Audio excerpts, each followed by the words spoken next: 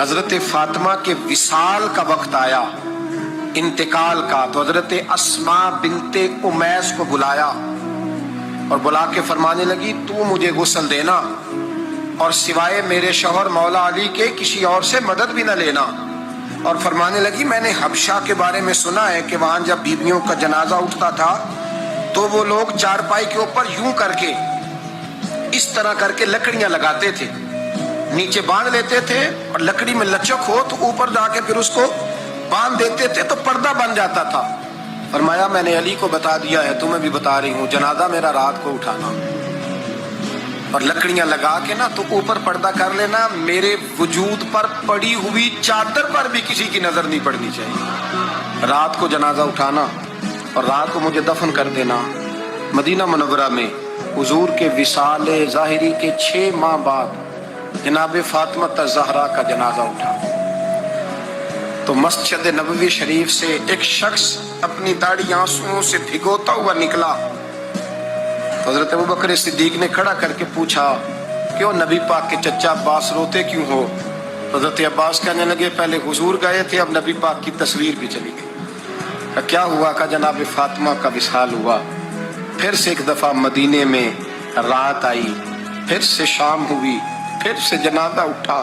شیر خدا علی المرتضیٰ رضی اللہ تعالیٰ عنہ نے، حضرت عباس نے، حضرت قسم الدین عباس نے، حضرت عبداللہ ابن عباس نے تدفین سے فارغ ہوئے۔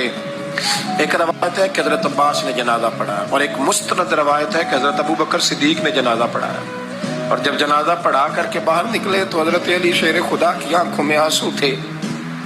اتنے کالی روتے کیوں ہو؟ مانے لگے صرف فاطمہ نہیں گئی، مصطفیٰ کریم کی امت کے لیے دعائیں کرنے والا ایک بڑا ہاتھ رخصت ہوا ہے، ایک بڑا ہاتھ۔ جناب فاطمہ الزہرا نے 29 سال کی عمر مبارک گزاری۔ میں نے پہلے بھی ایک دفعہ یہ موضوع بیان کیا تھا تو میں نے بات کر دی تھی، کیونکہ میں نے نہیں کی، وہ بات کسی اور کی ہے، کرنی بڑی ضروری ہے۔ علامہ اقبال کہنے لگے، اسرار بے خودی میں لکھنے لگے کہ فاطمہ جو تو نے کیا ہے وہ کوئی نہیں کر سکتا۔ اقبال کہنے لگے فاطمہ جب تجھے دیکھتا ہوں نا تڑپ اٹھتا ہوں۔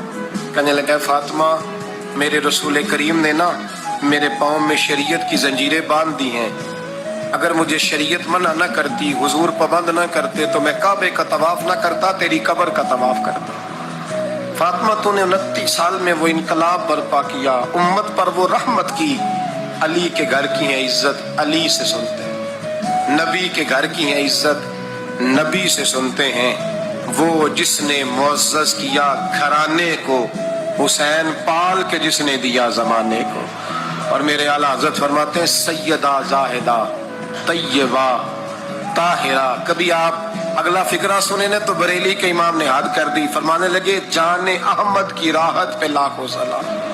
جان احمد کہتے ہیں نبی پاک کی جو جان ہے وہ سیدہ فاطمہ ہے، اور صرف جان نہیں، یہ وہ والی حضور کی جان ہے جس سے نبی پاک سکون